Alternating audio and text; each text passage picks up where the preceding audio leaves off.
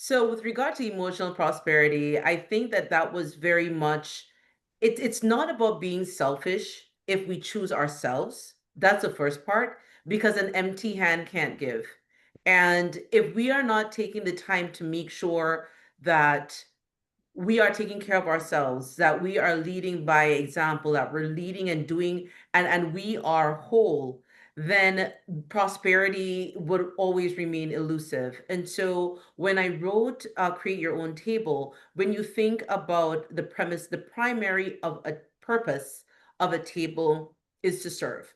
And so the four legs that hold up my table, and for everyone is different. Your table may be smaller, your table may be larger, but in the final chapter of my book, I referred to the four pillars. And it's essentially also so this is my book, Create Your Own Table, A Guide to Discovering Your Purpose. And the pillars, my first pillar, for example, is intuition. The second is understanding what is your why. The third is the questions you ask or the problems you solve. And the fourth is don't let your destination become your limitation. And so because we all get to these points where you start to have that voice that we spoke about earlier. I think Alexandria spoke about that, just is just speaking and constantly in your head. Sometimes we just need these little quick resources to tap into. And so I created a quote deck, and each one of them would discuss. So for example, on this one, the questions you ask are the problems you solve. And on here it's written, what you once struggled through will become a breakthrough for someone else. And I, again, I think part of that prosperity comes in wanting to share and listening to everyone. It sounds like we have all built on our own stories. There's something that we learned, there's an experience that we had, and we realize, hold on a second, there's a gap. And exactly like Alexandria stated, I am my ideal, I am my ideal client. I created this, and exactly with Val also, I created this anti, I mean, truly everyone, I created everything that I do because I understood where people would get stuck. I realized that if I'm having this challenge, other people are having these challenges also. And so I didn't go through all of this for no reason, right? And we can be a genuine asset. The other pillar for me, what is your why? And on here, for example, on this card, purpose isn't found in a job title, it's found in our story. And stories are what connect. It's what every single one of you who have shared your story today, I'm like, yes, I get that. It makes sense, but you don't ever want, at least for myself, when I had a sales team, for example, when I was in the alcohol business, the entire premise. So to backtrack for those of you who are not familiar, I worked with Craft Distillers. So this is after I was an environmental consultant and I end up in the alcohol business. And I interviewed, my book called Discovering the New York Craft Spirits Boom. I interviewed 30 distillers throughout New York State. And it became evident, and they trusted me because I took the time to do that. So there's absolutely, trust is critical in any aspect of life, living, business. And they trusted me to be able to share their story and tell their brands. And I realized that as I went into all of the liquor stores, as I was working to promote and place their brands, all of these buyers were saying yes, not really just because they wanted a new alcohol that was just considerably more expensive than everything that they had. They were all connecting to the story. As the distillers shared their story with me, I then shared my reason for doing all of this, and then I am then sharing it with them, and they were all passing it along. And I think there's so much value in learning how to tell our stories and share our stories in a way that people feel connected with you. I do think it's often very hard to be vulnerable because you don't want to be judged. But, and as I'm sure as Val could attest, depending on the level of trauma or difficulty of what it is that you've been to, if you've gotten to this stage where you're able to stand on your story and pull other people up, it's not that we're better than you are. We're just simply, at least I'll speak for myself, I'm simply further along. We're all on the same journey. there is eternal growth. There is never that. And back to don't let your destination become your limitation. I think this is one of the things that a lot of, again, thinking about prosperity, you're so focused on this is what I want to have, be, place, do whatever, you lose the journey along the way. And if you think that this other thing, well, I wanted to get here faster, not realizing that there's so much value in the detours. I often say failure is education, it's the education that you get without the student loans at the end. It is that invaluable experience that when things are going great, you'll never get it. And I mean, how amazing it must be to coast. I say that because I have no idea what that feels like. So for those people who live that life, I'm happy for you. But I'm like, if I didn't have my challenges, I would be useless. I would have absolutely nothing to share. I would have no business, no brand, no nothing, because it really was just built on owning all of those challenges. And I think the biggest part of all of this is, and what I lead with, is trusting your intuition. So like all of these, so this is a 52 card deck. I'm just pulling out randoms, right? Just, hey, let's go with it. So stop. Oh, this is probably one of my favorites, but they all kind of are. It's like choosing a favorite child. So in trust your intuition, stop asking for directions from people who've never been where you want to go. How many times? Because I feel like, when we are feeling insecure, you're not certain, and then you ask opinions. All of a sudden now you think that what you're doing is incorrect. So I was like, no, if you want to know the path ahead, ask the person who's coming back, not the person who's never been there, because then you start to take on all this other energy that doesn't fulfill and lift us up. And it's not that the people around us don't want us to be prosperous, but often, if you are not clear on what that changes that you like in your life, you begin to become afraid that you're offending them by wanting something different. And then you start to feel as though I need to play small so that you're comfortable. But then what does that do? There's no growth, there's no development, there's no nothing. And so, what is your why? This is like where the light bulb goes on for everyone. So in this one, you're not lost. You've just been serving everyone else but yourself. And it's the why question, right? Why am I doing any of these things? The why is what really helps you to be in true alignment. And so I want to just take the opportunity to share why it is that I do what I do, because I do believe that we genuinely get one go around in this life. And I don't think that all of the experiences that I had was wasted in anyway. And so in my mind, prosperity is really being able to holistically just provide that guidance. And that's all any of us can do. We can't force anyone to me, because we're all in service in one way or another. We can't make anyone do we anything that we have had results from. But again, it's respecting that we're individuals also. And because this has worked for me, it's not necessarily going to work for you. And being open and selfless enough, back to also to emotional intelligence. It's like, all right, I get this. And so what is your why? And guiding through them, not necessarily like we will use our lives as guide rails, but ultimately it's pulling out the spirit within that person. So those are my thoughts on emotional prosperity. Thank you for that. I'm sorry, I've moved plots with here, but It's okay. no, no, but it's been amazing. I've been sitting here listening to you all, and I've been just inspired because here we are, you women and men, of course, we're facing a time, and you've isolated for us, Heather, the perspective of trauma and circumstance, and Yes. yet you put into context. We have to use these Yeah. as tools to empower us as we struggle and strive to move forward. Yes. Forward, forward. No matter what, forward. But we can't let the idea of being and moving forward compel and overwhelm us in what we're and the interaction and the experiences that we're engaging in.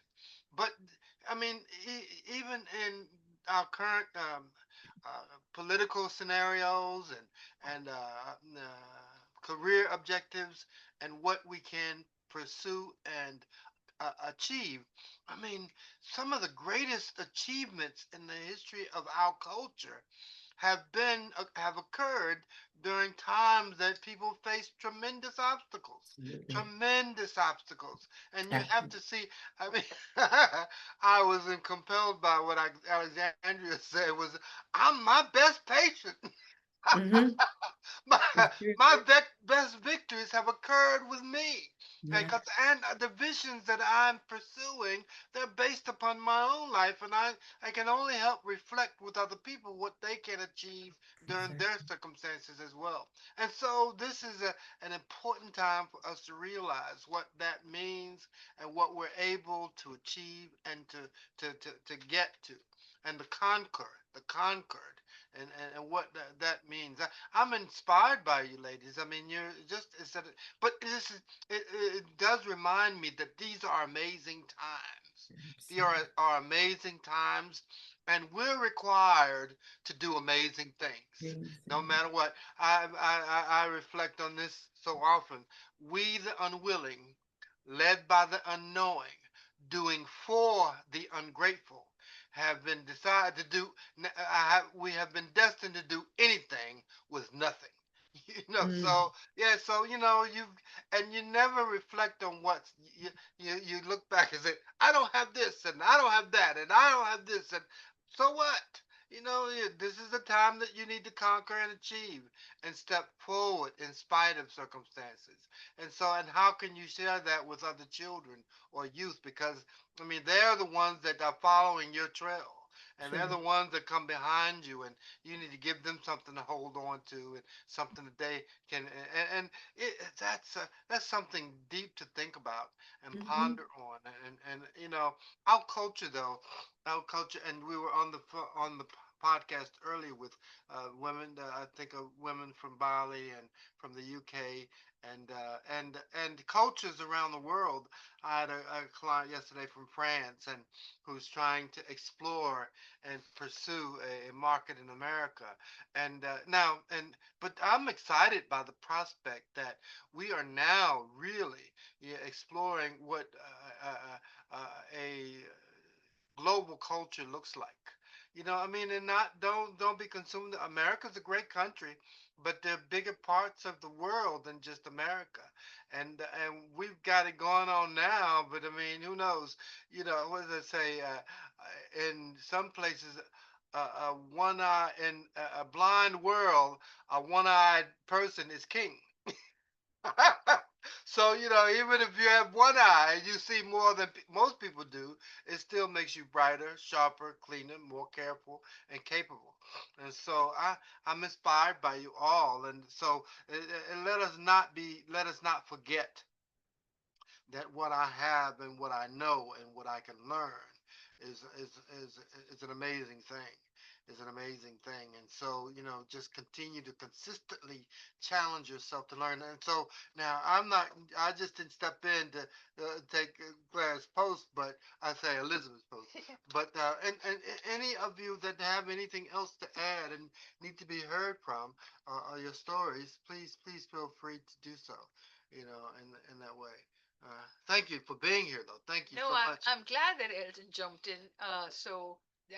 Heather, that was amazing, and those cards are just amazing. We need to start having more of those cards available to our audience. So, if someone wants to order the cards, how do they do that?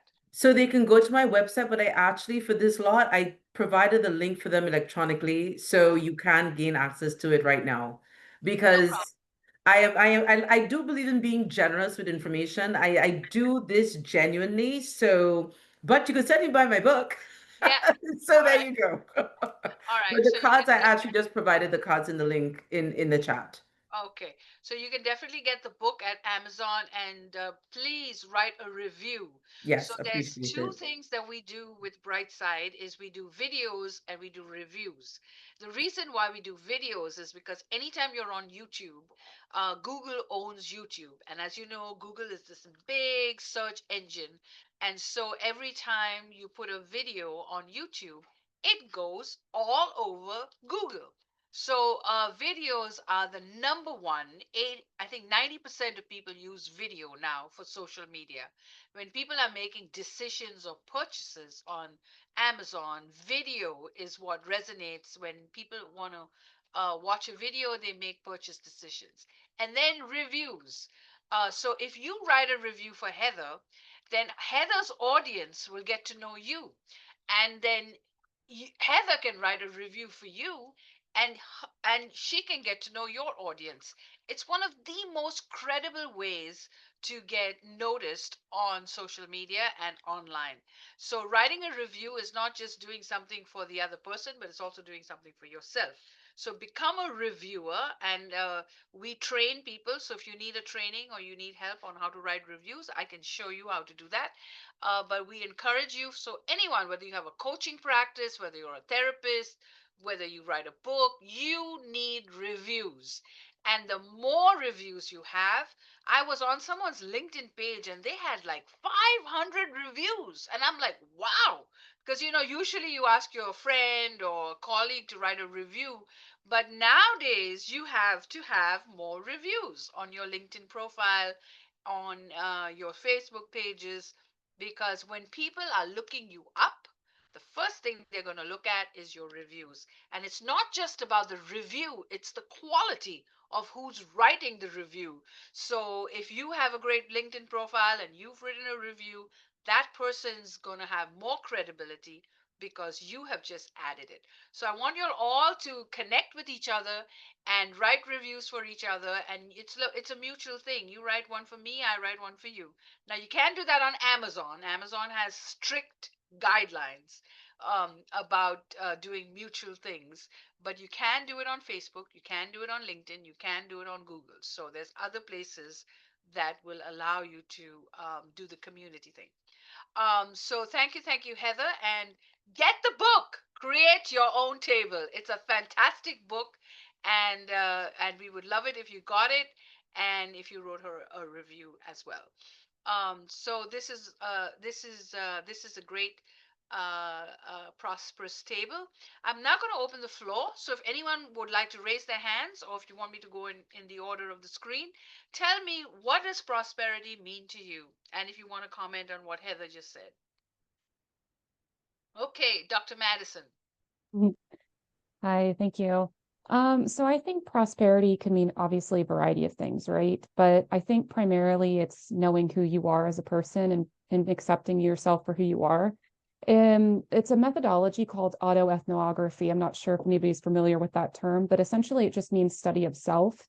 And so I did that part as my PhD practice. How do I interact with meditation music? How does music or being in environments impact me? How can I artistically create environments that feel safe or secure to me versus, horrifying or uncomfortable? But then also in the classroom, it's really interesting because a lot of my master's and bachelor level students, unfortunately, don't know how to do the self-reflection process. And so it's kind of difficult teaching somebody self-reflection if they've never really done it before. And so I like to use the creative practice method.